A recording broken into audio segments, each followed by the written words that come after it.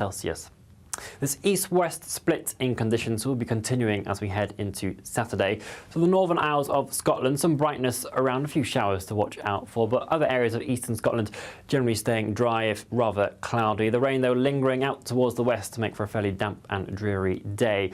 The Antrim and Moor Mountains across Northern Ireland could well pick up quite a lot of rainfall throughout Saturday, so it is worth taking care if you are out and about in any of these regions. It should, though, hopefully be an improving picture for Wales and southwest England. While certainly there'll be some rain around first thing in the morning, it should be turning drier with the rain easing off later and allowing for a few brighter spells to be developing into the afternoon. But the best of any sunshine will always be out towards the east, though it is going to be feeling cooler here compared to today, particularly with quite a nagging easterly breeze just coming in off the North Sea. But temperatures inland at least getting towards 14-15 degrees Celsius.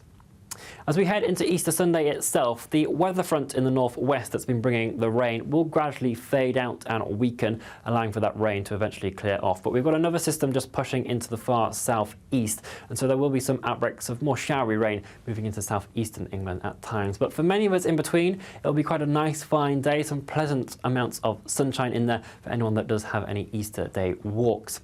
But keep the brollies on hand because those showers are going to be continuing and returning more widely as we head into Monday. Enjoy the rest of your evening. Bye-bye. Even though we'll see a cloudy start, it'll be a bright outlook for the rest of the day. Boxed Solar, sponsors of weather on GB News. Courtesy of Marquis Leisure, you could be driving away with this brand new Elnag Baron 560 motorhome. It comfortably sleeps 4, comes with sky roof, integrated kitchen and bathroom, and is worth over £67,000. And that's not all, as we'll also give you a further £5,000 in tax-free cash to make sure that wherever this motorhome takes you, it takes you there in style. For another chance to win the lot, text WIN to 63225. One entry costs £2.50 plus one standard network rate message, or text BONUS to 63225. 5 entries cost £5 plus one standard network rate message. Go to gbnews.com/win. Entries start at £2.50. Call 0903 686 3232. Calls cost £2.50 plus your network access charge. Or post your name and number to GB13 PO Box 8690 Derby DE1 9TT. UK only. Entrance must be 18 or over. Lines close at 4 p.m. on the 6th of June. Please check the closing time if listening or watching on demand. Good luck. This is GB News, Britain's news channel. You've got Cambridge versus Oxford tonight, although you might want to ring up Oxford and see whether or not they've actually heard of Kai. I think rankings is a great thing. When I was at university, it was very intense. Sure, it creates a really competitive atmosphere, but if you go to an elite university, you should expect a competitive atmosphere because you should expect that by the end of it, you will be refined in fire to be amongst the best in the world at whatever subject you're studying. So I frankly think it's fantastic if you could weigh yourselves up against your peers. Obviously, it runs against the sort of pathetic wokery that we've seen in recent years. It doesn't want anybody to be able to see, how they measure up against other people. But I don't know whether this is woke or if it's just pathetic. But of course, I have it on good authority that Kai had a very healthy work-life balance when he was at Oxford. Maybe a little too healthy, wouldn't you say, Kai? Well, it's no surprise that the Cambridge person on the panel is a bit boring. Where did you go, Kai? Where did you go? Just for the record, where did you go? Oxford. Right, let's carry on. And I do apologise to the viewers. You probably didn't expect to have 2 Oxbridge plankers on your screens tonight. Look, everybody knows where they stand in their classes. All the Cambridge has done is vowed to review class lists, weekend lectures, teaching outside of 8 a.m. to 8 p.m. You and I both know it's a tough slog. Should be. It's a difficult one. It should be. Our elite universities should be a place where you're tested to the limit. It is an assault course, You have 8 exams in 10 days to judge the entirety of your degree right at the end of it. But you don't need to be ranked in a public forum in your class to know where you stand. GB News, the People's Channel. Hi, I'm Michelle Dewberry, and my show is your opportunity to cut through all the noise and dive in headfirst to some robust debates. Ideas clash. Situation, isn't it? No, because the failure is you're the failure deliberately avoiding my point. Nothing's held back, And if you think this is the end of it, wait for more. and we do not shy away from the difficult stuff. Sometimes I want to shake people and say, if only you understood. So join me on Jubes & Co. weeknights at 6 p.m, only on GB News, Britain's news channel.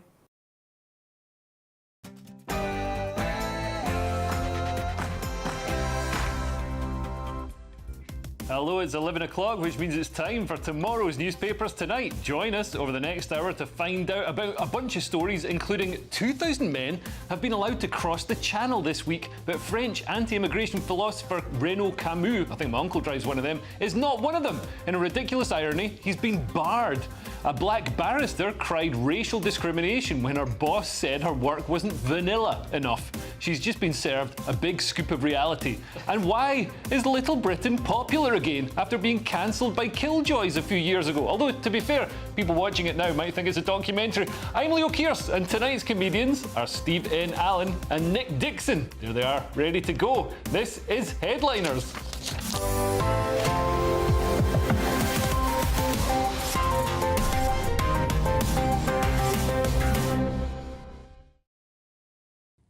And this is Headliners, where we give you the best of tomorrow's newspapers with the best of today's comedians. First things first, let's see what the papers have in store for us on today's show.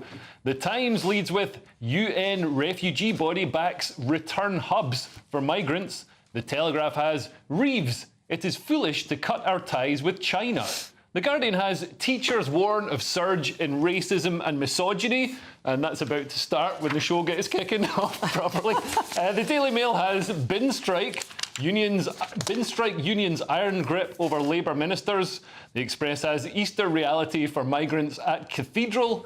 And the Star has cheers for beers. I think that's beer that's made out of urine. I might be wrong. Anyway, Steve, how are you doing? Are you having a good Friday? Yeah, well, Good Friday. First pun of the show. Absolutely loving it, yeah. And it's an all right Friday, though, isn't it? I'm here, so I'm working. Always nice to be here. Yeah. How are you? No one ever asked the host. I'm fine, thank you very much. Do you know what? The beer story is a different story, so now you just sound insane. Oh, right. It's about pubs opening later. OK, well, just to be clear, they are making beer from urine. I saw it. Is this another one of your conspiracy theories? Does it taste nice? It's not carling. It's just a beer.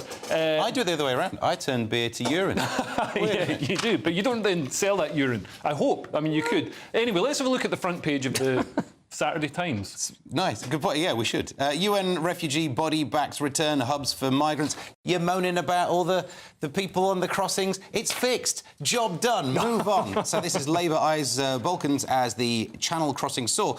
They've got a plan to have return hubs. Sounds like a thing you use Amazon for. This sounds like something that we had before with Rwanda. I know. Yes. Obviously, you want to say that. It's not, though. So the processing's done here, and then you send people to the return hub. Right. Whereas Rwanda, the processing would have been done there, and then they would have stayed there, or they could have, if their application would have been approved, they would have been returned over here and stuff. So this, I mean, it kind of works as an idea. The point is, it's been approved by the people who had the legal battle against the Rwanda plan. So this shouldn't be scuppered like the Rwanda plan. It should work. But the processing's done here. But then it's been approved by the people who scuppered the Rwanda plan, Nick. So they're obviously communists seeking to destroy Western democracy. And they don't want anybody to be sent home. There's going to be 3 people sent to the Balkans. Yeah, I thought the destroying democracy story was later with Camus. But yeah, I mean... But that's the thing, isn't it? You sort of often suspect, we haven't really seen it yet, but you often suspect once a Labour government gets in, the system will actually work for them because they agree with them ideologically, so the civil servants will start actually doing stuff. So that's what it feels like to me. They've got the endorsement of the United Nations Refugee Agency, so they might actually be able to do it now. And also hubs makes it sound nice, doesn't it? When you hear a hub, you think of like fast internet connection, maybe I get some sort of free meal. I don't know, hub just sounds good. There'll definitely be Wi-Fi. Yeah. So that might work. What bothers me, apart from all of it, is the idea that they'll only kick in once all avenues of appeal have been exhausted. So we still have our activist judges in place, and we still have the Human Rights Act, which somehow ties us to the ECHR. So we still have all the legislation in place. That's what worries me. But it sounds like maybe they're actually going to do something. And the appeals process takes about 30 years anyway, so we're never actually going to get rid of anybody. It's interesting that it's in the Balkans, because the Balkans is ironically an example of diversity not being a strength. Diversity in the Balkans led to tribal sectarian conflict and thousands of people being killed. I'm still shocked by what Nick said, that you would not want... you want someone to be sent to a place where they don't do good chicken nuggets? This is shocking. This is why we can't get on. I don't mind about the nuggets. So just get rid of take them out of the country. They can have as many nuggets as they want, or non-nuggets. We could send UK nuggets. Yes. To the return hubs. I'd be happy to do that. And we've solved that problem. You could be in charge of it. Well, the thing is, will these countries want to take them? Albania, Serbia. Can you see Serbia taking them? I feel like they won't for some reason. Bosnia, North Macedonia. It all depends if we offer them enough money and nuggets, right? Yeah. Mainly nuggets, but it is also the visa, isn't it? I mean, that is one tool that's being used. Like, if you don't start accepting the people who should be returned to you, you won't then get approved visas to come and visit the UK. What a great idea. And the good old threats. And let's What's move wrong on with those? and have a look at the front cover of the Daily Telegraph. Happy to, as it's my job. It's Reeves. It is foolish to cut our ties with China. And it's a sort of different tone from old Keir Starmer with his best mate Donald Trump. They're best buddies, whereas Reeves is taking a different route. She's picked China, so it's a tricky one. You can see who she's ideologically aligned with. Yeah, it's going to be a really tricky one because she wants a deeper partnership with China. She points out it's the second. You can imagine saying it's the second biggest economy. I think we're pretty stupid to emulate them. That's probably how she said it. Never done an impression of her before, but it was fun. I mean, it is your Keir Starmer, but you're right. They do sound the same. It's the same as Starmer, but a bit faster. Never been seen in the same room. So apart from every Wednesday. And she wants this Shein, which apparently is how it's pronounced, company to be floated on the London stock market, Chinese fashion company. She wants to be in a Chinese vehicle. She's happy to ride an electric car from China, even though it's spying and taking all your data, giving it straight to Xi. She doesn't mind.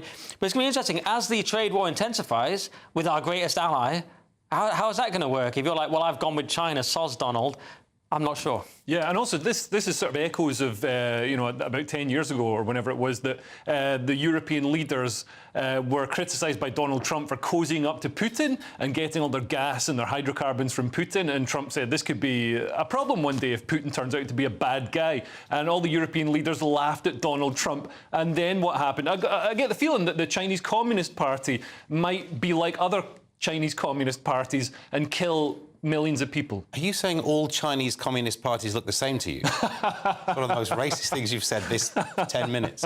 Do you not think there's also just your department? This is the issue here, isn't it? If you're in charge of the economy, you're going to say, no, let's keep doing the trade with the people who've got all the money. Yeah. The one that's not put a tariff on us. This is basically her just... Because if we have a failing economy, she's out. So that's why she'll say this. But then, do we actually sell much stuff to China? Because I mean, we've got pretty much equal trade with America. We sell as much stuff to America as they sell to us. But with China, I think we just import a whole bunch of sort of cheap tat, and it undercuts our native industries, and we don't really win. I sell a lot of data to China from a USB that I've plugged into one of the servers here. I get paid handsomely for it, so it's fine. Yeah, good. Okay, good. Let's hope it's not controlling my earpiece. Are we going to look at the health MOT for all heading to retirement, or save that for later? We could save it. Save it because for I've got later. it in my other pile and can't be bothered. OK, let's save it for later and have a look inside the papers with the Telegraph now, with the Supreme Court trans ruling impacting one of society's most marginalised groups. Steve. Rapists can no longer claim to be women. Police forces are now expected to record the sex of the sexual offender, not the gender of the sexual offender. Or at least not use gender to replace the sex. Have both pieces of data and it'll still be absolutely fine. It's not a trans rights issue. You're right, it's a rapist rights issue, which no one should be particularly in favour of. But rapists can be trans. But it's more... The cases that we all know about are the cases where a rape happens, the police turn up and say, "You're Nick Sonny," and the person goes, "Miss?" like it's some punchline. To suddenly change your mind then about what you identify as, it's clearly some sort of a scam to try and work out which prison you're going into. Well, this is blatant transphobia.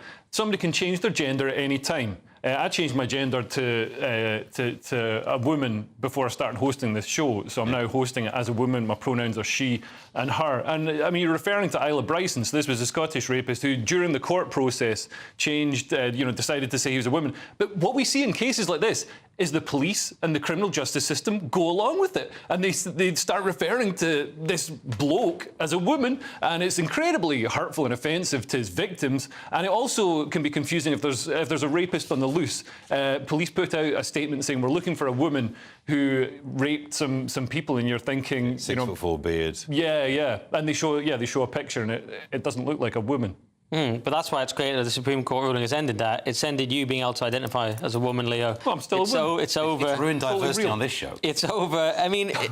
And this has been such an obscenity. It's been dangerous for women, and it's just been pure clown world. Every time we see a horrific headline, some obvious bloke. There was one the other day, wasn't there? A guy with purple hair who was a nursery or something, ended up hiding in a chemical vat. Did you see that one? Just from memory, it sounds completely insane. You rewatched Batman? No, it was real. It was something like, it was so insane. It was obvious bloke, and the mirror was going with woman, and it's just so pathetic to live in this obvious lie. Aside from the dangers to women, it just ruins everyone's life to live in a complete lie. And of course, it reduces trust in authorities, which perhaps the police and certainly the media deserve. But hopefully, we start to turn it around. Yeah. So at the moment, the National Police Chiefs Council recommends forces ask suspects if they are male, female, or intersex. Surely everybody's intersex. Well, they are. Bisexuals. Nice. Yeah, especially those ones. Anyway, moving on, we've got the Telegraph again, and Wes Streeting wants mandatory health checks. This sounds like state-sanctioned fat shaming, Nick. Yeah, this is a story I refused to do minutes ago. I didn't know it was going to come back this quickly. This is Streeting plots game-changing health MOTs. And it's personalised health MOTs, and he's getting the idea from Japan, who apparently have absolutely nailed this. He said...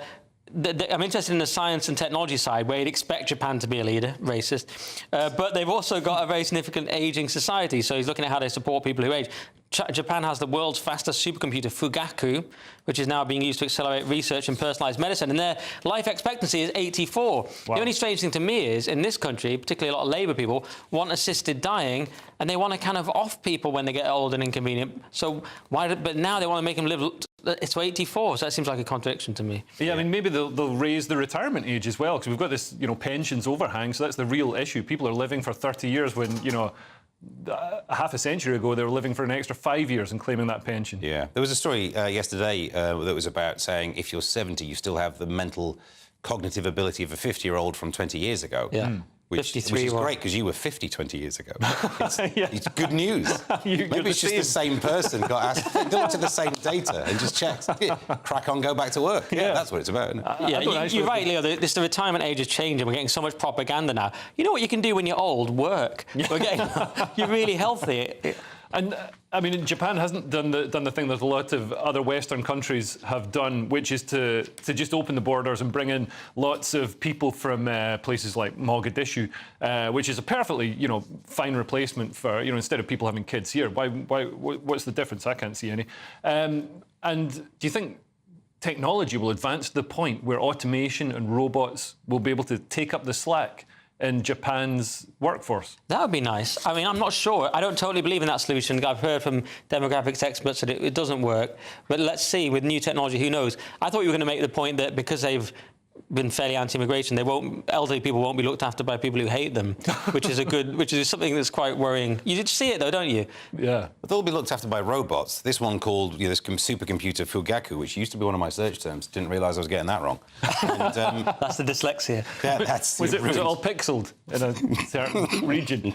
Anyway, moving on, we've got the Telegraph again, and finally we can see why the government waited so long to pay out on infected blood victims. It's so they could tax the payout, Steve. Yeah, infected blood victims face 40% death tax bills. This is an inheritance tax. The money that you should get if you've been a victim of this tainted blood scandal was promised to be exempt from inheritance tax, which indeed it is. The scandal here isn't the definition of what exempt means. The scandal is the time. Let's remember that when we come back to it. So the idea is that this money that you would have been given then got passed to your nearest relative and would have been exempt of inheritance tax. Now they've been dilly-dallying. That's right, I'm using strong language. So long. This money, if it then goes to the next of kin of the person's already died, they're so old that they'll end up then having to pass it on, which would be caught up in inheritance tax, which kind of makes sense. You can understand why the law is that, the rule is that in general. Because otherwise, if you got some inheritance when you were 20, you can't expect it to then still be exempt when you're 105. But the fact that they've dragged their feet on this, they're just running down the clock, aren't they? They're trying to not make payments or something. So maybe there needs to be an exemption for this. But what there needs to be is a big bunch of shame about how long it's taken. Yeah, I mean, I don't know if you can start handing out exemptions for tax, because everybody will want one. And I guess it's better than you get in Russia. Like, if the state gets your son killed in Russia, you get a sack of onions. But you get to keep all the onions. You don't have to give 40% of the onions back. That's a fair point. I guess people are going to have to spend the money like it's Brewster's Millions. Well, yeah, I just think it's horrible, isn't it? I know it's a comedy. It's just, it's the, as you say, the time, because they're suddenly they're too old, and they pass it on. By the time they pass it on, and give us a few more years, the story will be that all of the relatives of people who've been affected by this have already died.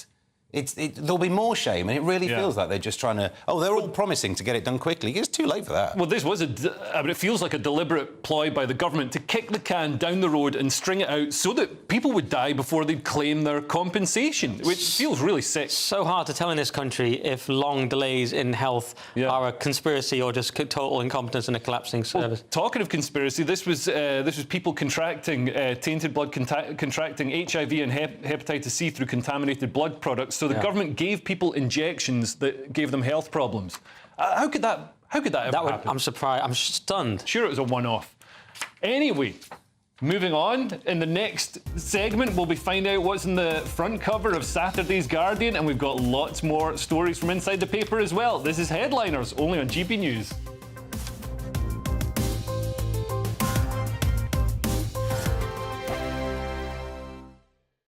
It's Patrick Christie's Tonight, and here we do things differently. It's explaining the absolute madness of this, doesn't it? It's explosive. I mean, this is very good. It's lively. 850. Your government sat there, Sean, and it did nothing. It's controversial. And the Middle East has been in turmoil since before I was born. It's everything you need to kickstart your evening. Everyone's had their Weetabix tonight. I love to see it. That's Patrick Christie's Tonight, weeknights from 9 p.m. Only on GB News, the People's Channel, Britain's news channel.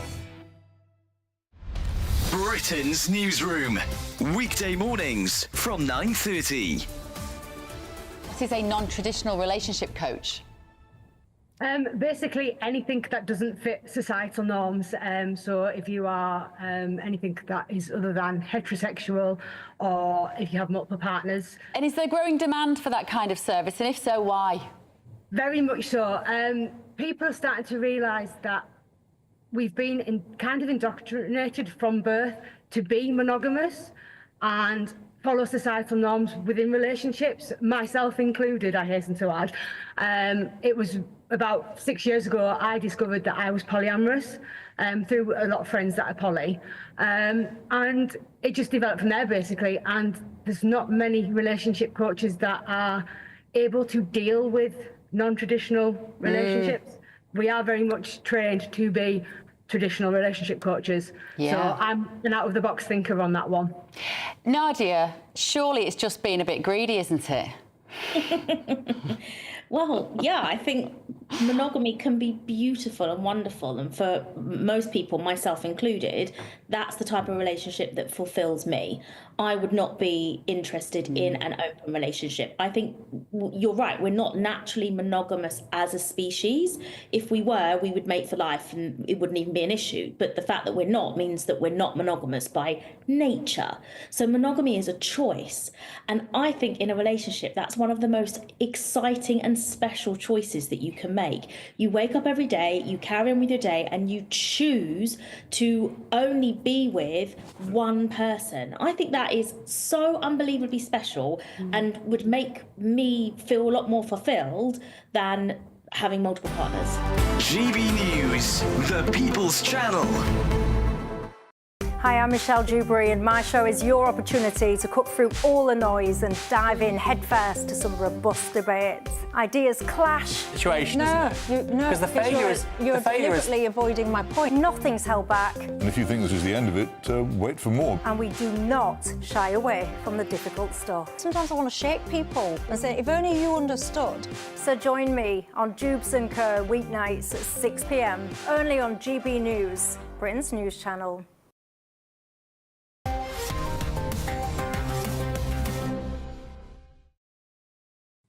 Welcome back to Headliners, and let's go to gbnews.com/yoursay to see what you've been saying. English Rose says, everyone has been captured by the trans stuff. It's because they are all sheep and have no backbone, weak and pathetic. It's a fair point. Nick Richardson says, Leo, if you started the show as a woman, we can see that you've still got the blouse on. Yes, I'm leaning into my transition. Anyway, let's have a look at tomorrow's Guardian, Steve, the front page. Teachers warn of surge in racism and misogyny because of people such as Donald Trump and Andrew Tate.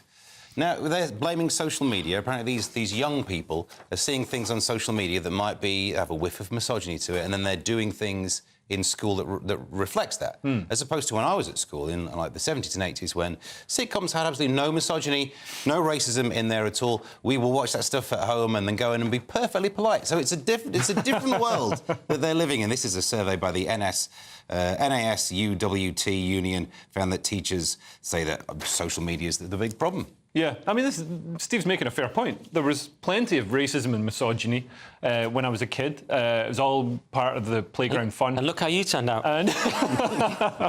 But we didn't have any Andrew Tate. You know what I mean? Everybody's trying to blame this Andrew Tate. Well, it used to be video games, then it was Eminem for a time, wasn't it? Yeah. And now it's Tate. And Trump's thrown into this one as well, the President of the United States, the leader of the free world. But you know what it's like as a kid? You spend all your time watching what the President's saying. That's what the young kids are into. You copy the President. I mean, it's absurd Guardian stuff. I mean, yes, I'm sure there's some truth in it. Classrooms are out of control for various reasons. But give young men something then. If you constantly complain, what are you giving them instead? Yeah. Because you can't give them The Guardian. You can't give them Caitlin Moran's latest opinion piece. Young men have testosterone. They're irreverent by nature. We need them. They're great people, But they tend to be like this. They need someone to channel their energy. So... But the idea of it's Tate is completely absurd. And if you really care about misogyny, Guardian, maybe look at some of the cultures that are bringing misogyny in. Maybe look at some of the treatment of women. I constantly read about on social media being harassed on the tube and stared at and so on. I don't know. Just saying joined up thinking would be nice. Well, yeah, and we do seem to be moving away from a high-trust, homogenous society to, we're told that diversity is a strength, but there's a lot of places where diversity hasn't worked out to be a strength, and the societies fall into conflict and all the rest of it. And as Nick says, if we're bringing cultures across where women are seen as, less than people, you're going to get problems. Yeah. You're going to get problems. And by the way, I'm trying to work out if that's fewer than people, but it's not. What I'm like. And just tucked in here, as US is ready to abandon peace deal in Ukraine, says Rubio. Pretty significant, but that's a quite small story, but actually that's a massive story because Trump is saying, and you never know with Trump, is it art of the deal or art of the giving up on international relations? Because he's basically saying if they're going to be foolish fools, he pretty much said, then he'll walk away. But I think it might be the art of the making it up as he goes along. But the reassuring thing is that Europe is actually semi-stepped up to the mark, almost as if, Europe being invaded by Russia is a more pressing concern than net zero. So Ukraine is now, its arms industry is leaping ahead, and Europe is now providing pretty much all the artillery. Artillery is the god of war, and Europe's providing almost all of it. So Ukraine isn't as dependent on America as it was. You should release your own Sun Tzu book of quotes. Artillery is the god of war, everyone. OK, moving on. Let's have a look at the front cover of the Daily Mail, Nick. Happy to. Bin strike unions' iron grip over Labour ministers. 28 of Starmer's team belong to Unite, who are that very militant union who talked about bringing in Palestine people and to sort the Bin's crisis in Birmingham for some reason. Anyway, and 28 of them... Bring people from Gaza. They wanted... The famously clean and tidy Gaza. Yeah, they wanted to team up with the Palestine movement and the Green movement for some reason to clear the bins. I didn't quite get it. But 28 people, and there's only 108 ministers, so that's 26%, quite significant. And it's just funny, isn't it?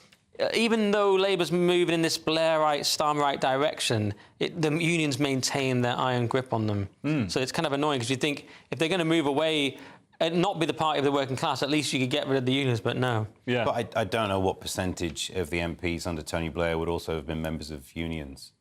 I mean, I don't know if I can disagree with your point, but I don't know. Well, similar. Yeah, so if you vote for Labour, maybe you always get, like, a big slice of them There were members of unions. But that's what I'm saying. Even it's strange that they still that's strange that perseveres under Blair and Starmer, is what I'm saying. Yeah. I mean, Tony Blair invested huge amounts in the public sector. And when I say invested huge amounts, borrowed lots of money to give to his paymasters in the unions, essentially. I mean, people talk about, oh, there's billionaires coming into politics and controlling things. What about the unions? They're just collectivist billionaires. Yeah, and it's not necessarily unions in principle. It's unions because they always end up with a few people at the top.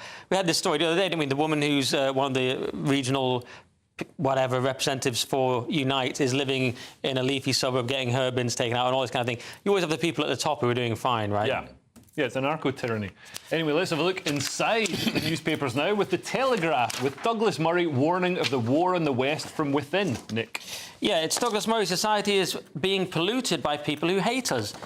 Checks out, doesn't it? But this is not really news. It's an interview with Tim Stanley. Very interesting, but not really a news story. But I'll talk about it anyway, because that's my job. And it's the usual Murray stuff. You get the usual things. You get very extreme Zionism, I would say. He's even said that if a number of Jewish people were killed, that would be worse than the same number of Christians being killed, which I found odd. He says that if Israel falls, that's it for the West. I find that quite strange. But he's very good on immigration.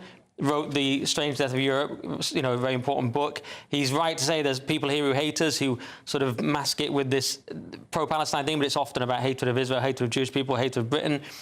He was also good on assisted dying. He's talking about coming over from these countries where he's been visiting, where survival is everything, for example, Israel, and then finding here where wondering how we can efficiently kill off our old people, which was interesting. And he says that he's come to realise, because evil is real, that good might be real, and therefore he's sort of re-examining his belief in God, and that's quite positive as well. So, and then there's stuff about the debate with Dave Smith and the Rogan thing. That's almost a whole hour in itself, though. I mean, I think October the 7th, the Hamas attack on Israel was the moment that woke a lot of people up to the fact that all this, anti-whiteness, this anti-Western, anti-white rhetoric on university campuses and amongst the left in Britain and in America, that was the real-world manifestation of it. When you had professors and students in America celebrating it, saying this is what decolonialization looks like. They saw it as a good thing, decolonizing white European settlers, so abolishing whiteness, all these sort of, academic terms, that's what they actually mean. They actually mean the genocide of white people. And I think people realise that, it's actually a bad thing. When abolishing whiteness, if you said it was a bad thing in 2020, people would say, oh, you're a white supremacist bigot. But no, abolishing whiteness, genocide of white people is bad. Yeah, you can kind of analyse anything by taking out the specific words and putting a placeholder. So abolishing an ethnicity is good or bad, tick the box. Yeah. And then when you find out which one they've actually put in the sentence, you go, oh, no, I was in favour of abolishing the whiteness. No, it's too late now. But the point that I think he makes the point that without the base of religion, we wouldn't have morals. This is the big thing I disagree with him on, because I don't have religion and I have morals. I've killed very few. So I think I That's because you're culturally Christian. You're Christian and you don't know it. Correct. I don't think that's why. Atheism's just a subset of Christianity. You don't get atheists in other parts. It's in the kind of atheism you're following, Steve, with great respect, comes from the Christian Western tradition. It's just a sect. It's just like a Quaker. Yeah, you don't believe in God, but the God you don't believe in is a Christian God. Exactly. So there you go. There's also the issue. I also don't believe in the other ones. No, every time someone mentions the other one, I think, oh no, that person doesn't exist.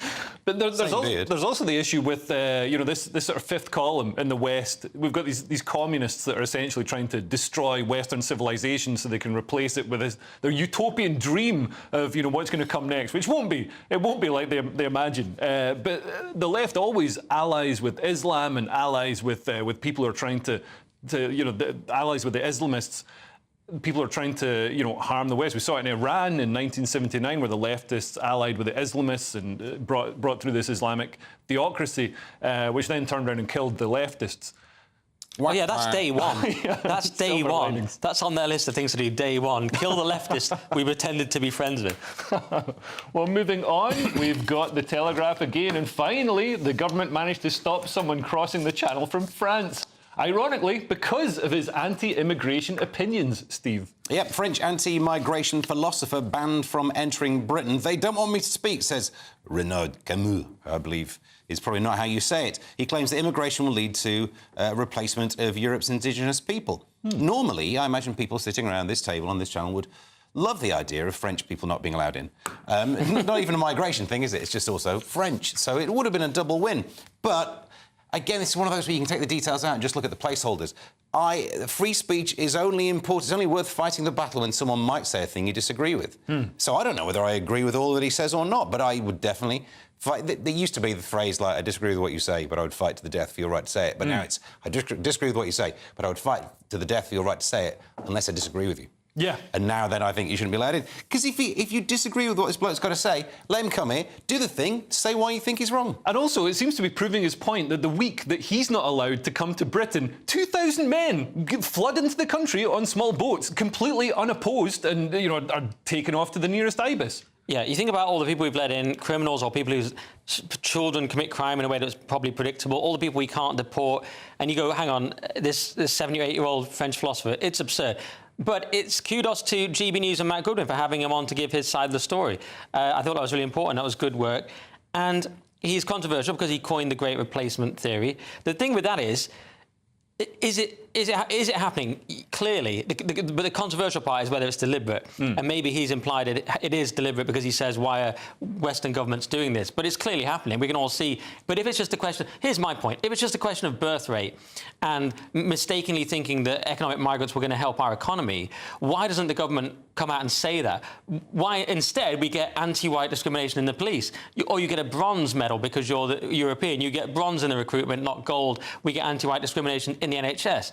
We get the sentencing guidelines or almost passed that would have made it a part of the legal system to discriminate against white people. So what I'm saying is, if you don't want to encourage a conspiracy that it's deliberate, don't do all that stuff. And just come out and say, we've mismanaged migration, we've got a birth rate problem in this country for many reasons and in many countries, and so it appears like this is happening, but it isn't. But if you don't say that, you allow people to believe it is deliberate. Yeah, the idea that it's... I sort of get the impression that anti-Semitism was tagged onto this theory to discredit it. So they could say, oh no, this is anti-Semitic. Because there probably are some cranks on the internet who've said, oh, it's the Jews. They always, you know, there's always people who say it's the Jews. But why would the Jews be facilitating the mass importation of people from Islamist cultures? Because the Jews are the canary in the coal mine in Britain. They're getting the oppression and the abuse first from cultures that are being brought in. Yeah, and absolutely. And this guy, Camus, is not anti-Semitic. He's a gay guy who... He's not even a nationalist. He said today on a post on Twitter, he's not even a nationalist. He just is just very horrified by what's happening to European countries. And he even praised today the Allies in World War II. So he's not an anti-Semite. But as you say, some people who've picked up on this maybe, but that's a different point. Can I just say two things to annoy the comment section? He's 78, and you expect, what, a 78 to not say something that's a bit racist? Come on, let him have the right to do what you do at that age. But also, he's not been given the electronic travel authorisation, the ETA, so another Brexit benefit. He should just get on a boat and come anyway. Anyway, coming up, we'll be giving the front page of tomorrow's Express the once-over, and we've got other stories from inside. This is Headliners, only on GB News.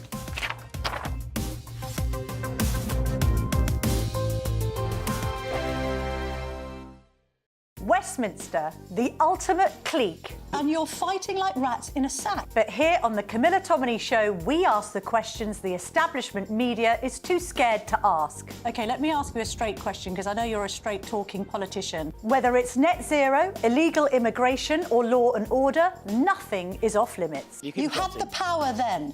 Yeah, as I and say, now you've lost it. That's the Camilla Tominey Show, a politics show that's fearless. But no, let me finish my question if you don't mind, because it is my show. Sundays at 9:30, only on GB News, the People's Channel, Britain's news channel.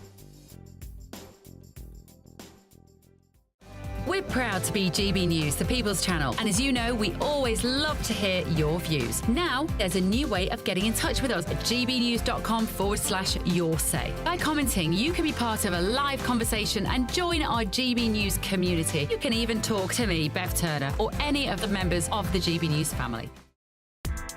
Join me, Nana Akwe, for an informative, interactive news programme with a difference. It's fun. No, he didn't say that, Dave. I'm so surprised. I think there's an element of truth to that. Join me from 3 p.m. every weekend, only on GB News, Britain's news channel.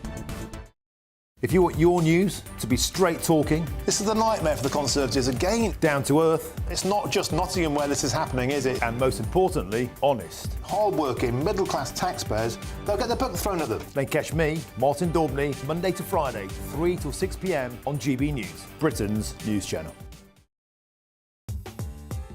I'm Christopher Hope. From pop stars to politicians, I'll interview anybody in a pub who's got a political opinion. Join me every Friday on Spotify, Apple Podcasts, YouTube or gbnews.com, or wherever you get your podcasts. This is GB News, the People's Channel. Hi, I'm Michelle Dewberry, and my show is your opportunity to cut through all the noise and dive in headfirst to some robust debates. Ideas clash. Situation, No, Because the failure is... You're deliberately avoiding my point. Nothing's held back. And if you think this is the end of it, wait for more. And we do not shy away from the difficult stuff. Sometimes I want to shake people and say, if only you understood. So join me on Jubes & Kerr weeknights at 6 p.m, only on GB News, Britain's news channel. Mornings don't have to be tiresome, especially if you have the right company. Wake up to news as it happens, opinion and debate, and of course, a little bit of entertainment too. Because when the kettle's on, we're on. That's Breakfast on GB News, a show worth waking up for. Every morning from 6 a.m. Only on the People's Channel, Britain's news channel. We'll spread the news, you spread the word.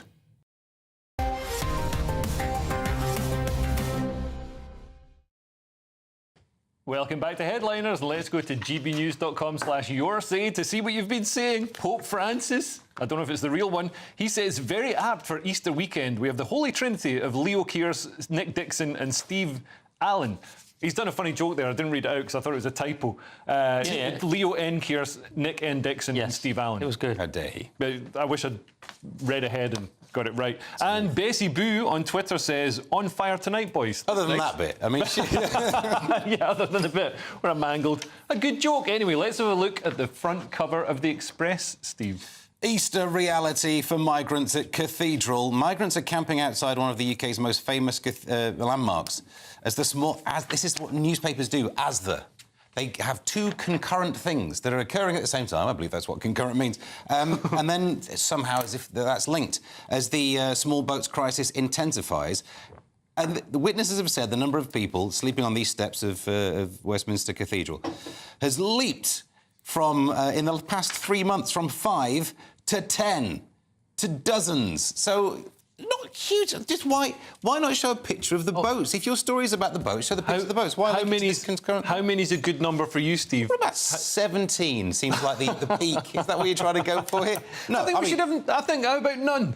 How about our cathedral is a sacred space? But surely you're more upset about the boats than this cathedral. I don't know why they've linked these two things together. I guess this is a better picture on some levels, but this is not the story. The boats. This is Steve's atheism shining. Well, that's true, actually. Yeah. The picture is part of the story, isn't it? It's a striking image of decay and decline and chaos, much like the images from San Francisco of homeless encampments set up. It's just a sign of complete failure. And that's what we have. Apparently there was about 10 of them, then there was more and more, now there's dozens. They've come from other parts of the country. Some of them are setting up tents. They're actually worse pictures than the cover one, if you look at the full story. So you just go, how is this still happening? I just think it's a stark image of this massive problem that we refuse to solve. Yeah, and it was interesting to see King Prince Charles giving an Easter message. King Charles, I mean. That mentioned... Well, he might be... You've demoted him. He might be king to you. He's Prince Charles to me. But he gave an Easter message, and he couldn't wait to just pivot away to talking about Judaism and Islam and, doing that. Whereas his Ramadan message wasn't like, oh, by the way, Christianity's great as well. It's weird that he's supposed to be the defender of the faith. Yeah, I already slammed it last night, so I'm not going to repeat it. But check last night's clip for what I think on that. OK, well, let's move on and have a look at the front page of The Sun, Nick. Sun has Nicky headbutt, and it's... I was going to say good old Nicky Butt. This is not his finest moment. He's a heroic Man United player from my era. Well, I still follow United, but now we're terrible, except for last night we won 5-4. But Nicky Butt is one of the great Man United players. He was known for being tough. And so this has taken it to another level, though. He's headbutted a security guard at his own birthday, which is unconventional, isn't it? So that's kind of like a Kaiser Soze level. Remember The Usual Suspects when he's so tough that he kills his own family so then no one can touch him because they've got they're held hostage. He goes, no, what if I kill him? Then what can you do? If you headbutt the security at your own birthday, that's like next level, isn't it? So, but he's a tough guy. I don't know all the ins and outs of it, though, so I don't want to defame him in any way. He's just a hero as a player, and I hope this is sorted out. I know nothing about football, so I don't have a lot to work with, but I have worked out that the guy's called Nicky Butt, and he head-butted someone. Yeah. So it's a good job he's not called Nicky Bum. Or another word that's a verb. I don't know. It's you see how the joke... You see the format of the joke, I'm not sure. Yeah. I see the joke, Steve. Don't worry about that. We've got the Daily Mail now, looking inside the papers with the feel-good story of the week. A diversity lecturer getting diverse consequences, Steve. University instructor who was caught on camera beating up an Indian-American student in a MAGA hat.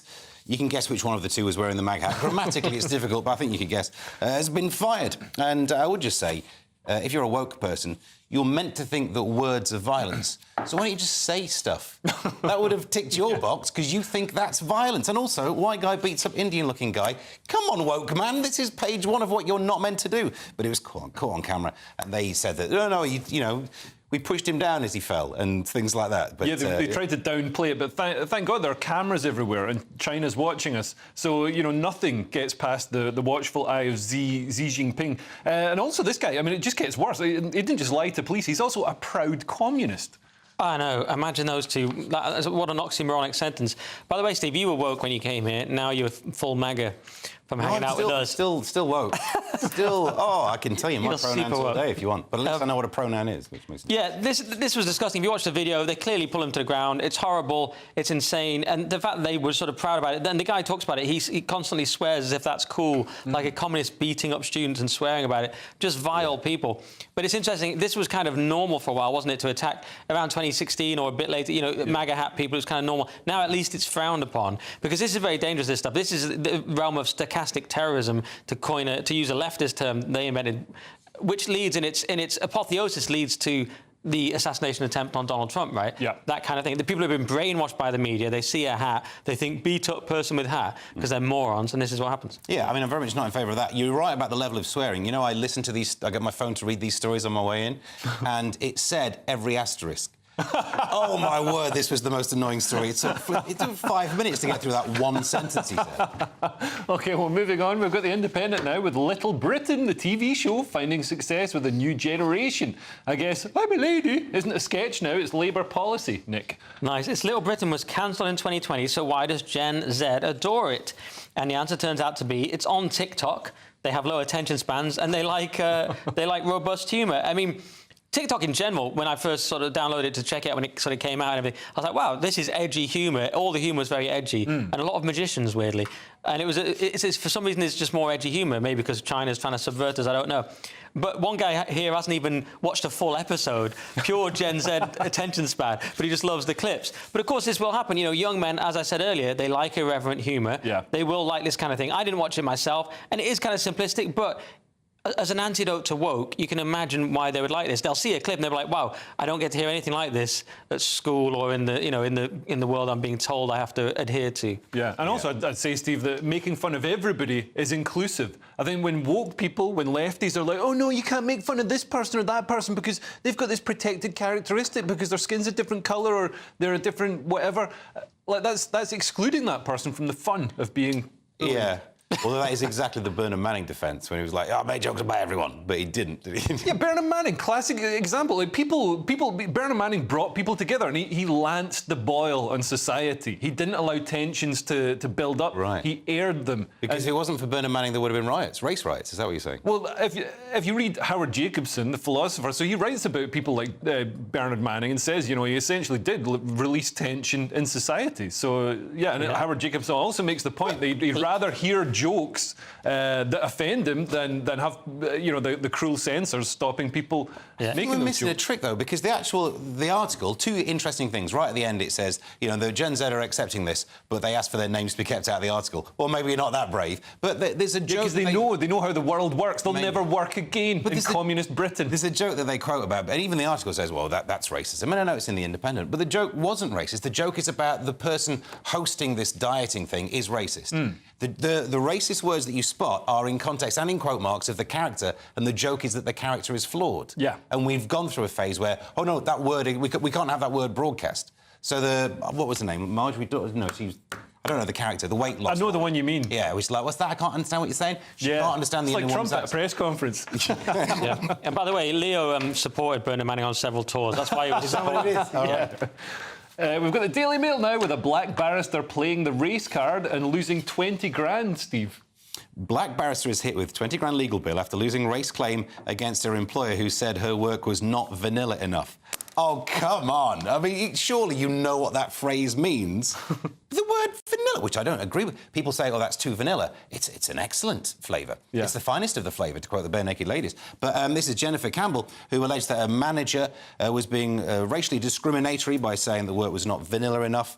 Who would have thought that a barrister would try and stick to the letter of the law rather than the spirit of the law? But she has to pay this 20 grand legal bill, which means she'll be in the red. If she gets the money back, she'll be in the credit. I suppose I shouldn't say anything else because I might get sued. Yeah, you shouldn't say what colour she could be in because, yeah, that could be offensive to her. Do you know what? Steve almost made the exact point Douglas Murray has made, quoting Eric Weinstein, and he made it almost in his voice about vanilla. He uses it as a metaphor for the West, in that actually people say it's like nothing, we don't have a culture, but actually, no, it's a very rich culture. It's a very specific flavour, like vanilla, that's hard to create. Wow, anyway, I was just talking about ice cream. But you absolutely nailed it. But this kind of thing is mad. It's good to see one of these actually be lost and discouraged, this kind of thing, right? But then at the same time, on the same day, someone else, a black worker, won a case about the phrase, what are you smoking?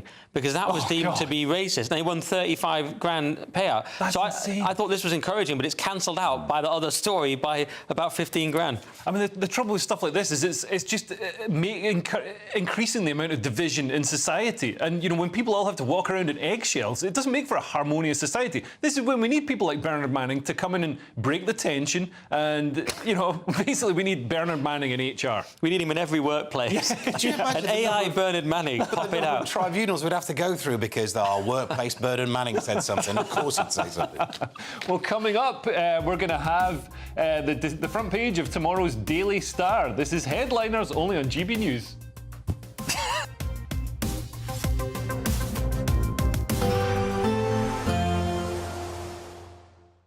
You're looking happy. Well, the forecast looks good. So you've sorted the travel insurance then? All Clear Travel Insurance sponsors GB News Travel Destinations Forecast. The changeable weather across southern parts of Europe continues as we go into the weekend. Starting off looking in the east, and a fair few showers across the eastern parts of Greece into Bulgaria, also across parts of Montenegro and Croatia too. Mostly dry though for Italy. Heavy rain and strong winds pushing in across parts of Portugal and Spain. Meanwhile, the Canary Islands seeing a few spots of rain perhaps. A largely dry picture as we go into the beginning of next week, however. Bye-bye.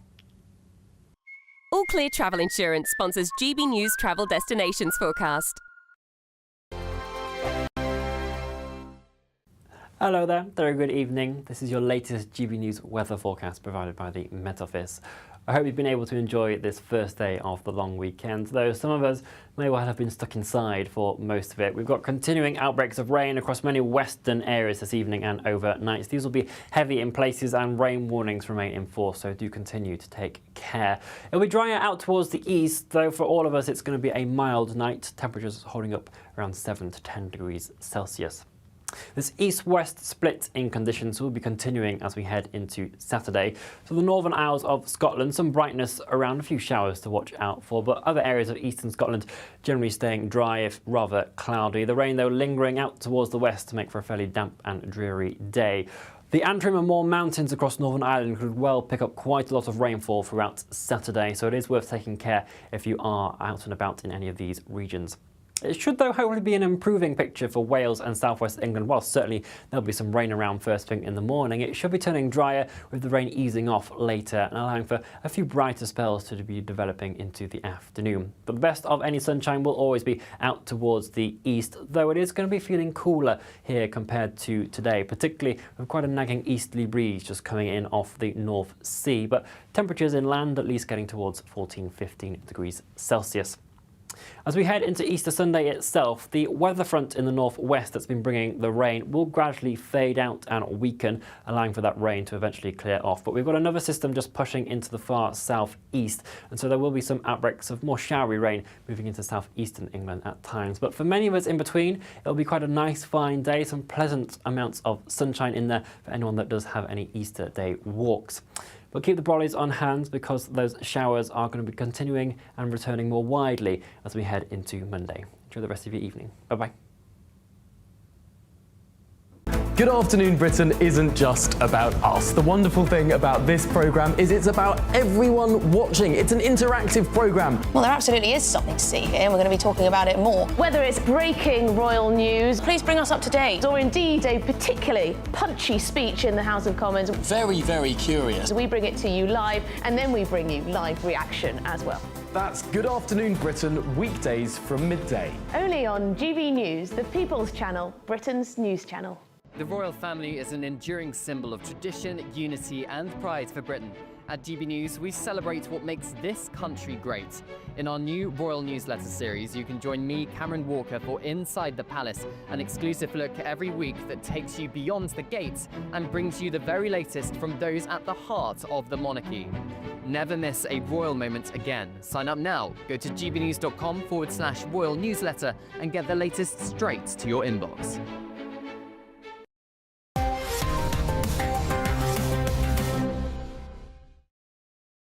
Welcome back to Headliners, and let's go to gbnews.com/yoursay to see what you've been saying. David Blackham says, what the French guy was saying is happening, and no news outlet will say it is. Well, we said it is. We just did. So there you go. Maybe we're in trouble. Hugh Jarrett says, Leo, you said that the unions are collectivist. If only they could be that in relation to the bids. Yeah. Very good. Brilliant. Hugh's very smart, legend. Subscribes to my Substack. That's... There you go. Smart people. Great people. OK, well, let's have a look at the front page of the Weekend, Steve. Mortgage price war set to start. Yes, lenders cut rates with more on the horizon. This is a mixture of things to do with like the low inflation and the Trump's tariffs are somehow trickling down to be good for us because we won't get higher interest rates. So the Bank of England set to get some rate cuts. Already the banks are going like, oh, let's win people over. I like it when we're the ones being chased. Yeah. Do you know what I mean? When the banks are in charge, when... I was annoyed we had to bail them out and they still chain the pens to the desk like we nicked from them. Come on, no, it's the other way around. And now they're after our little sweet money. Yeah. Nice. And Nick, you're going to remortgage your... Well, I only own a tiny percentage of a house, but I suddenly realised I have to do this, and maybe I need to do it now. I'm not like Steve, who's a property baron with just a whole empire. Empire of two. The one that I live in. And you don't even have to work. Why are you even here? That's an empire in today's Britain. And there's also this story about a 100-year-old woman among pensioners threatened with court over BBC licence fee. That's nice of the BBC, isn't it? Well, they don't see age. This is being a non-discriminatory way of doing it. I thought pensioners got like free licence fee or something, don't they? They stopped. The over 75s used to get it, and it used to be paid for by the government, and then part of the rechartering thing, they moved that across. They were like, why don't you be in charge of it? So that when it ended, the government went, the BBC are ending this. Right. And it used to be a government thing. Well, I'm not 100 years old, and I don't pay my TV licence, and it's fine.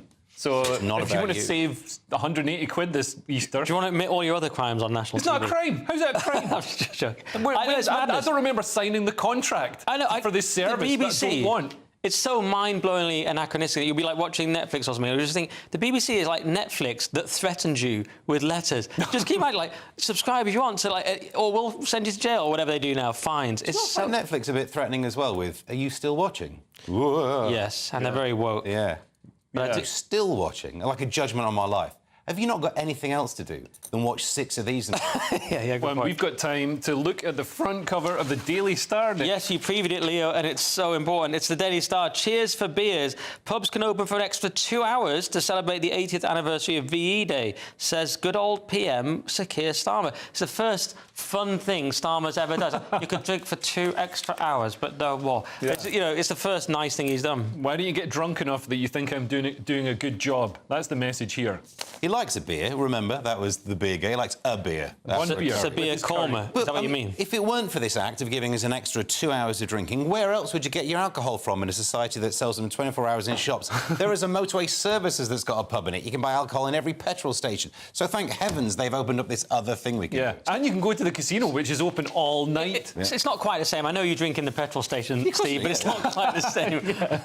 The show is nearly over, so let's take another quick look at tomorrow's front pages. The Times leads with UN refugee body backs return hubs for migrants. Sounds like the Rwanda plan. The Telegraph has Reeves. It is foolish to cut our ties with China.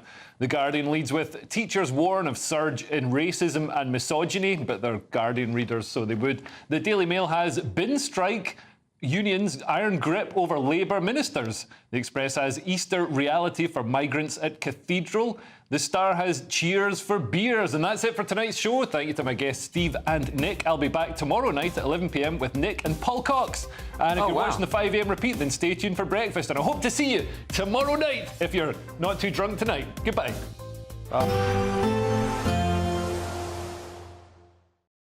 Expect a warm front, moving from the kitchen right through to the rest of the house. Boxed Boilers, sponsors of weather on GB News. Hello there, very good evening. This is your latest GB News weather forecast provided by the Met Office. I hope you've been able to enjoy this first day of the long weekend, though some of us may well have been stuck inside for most of it. We've got continuing outbreaks of rain across many western areas this evening and overnight. These will be heavy in places and rain warnings remain in force, so do continue to take care. It'll be drier out towards the east.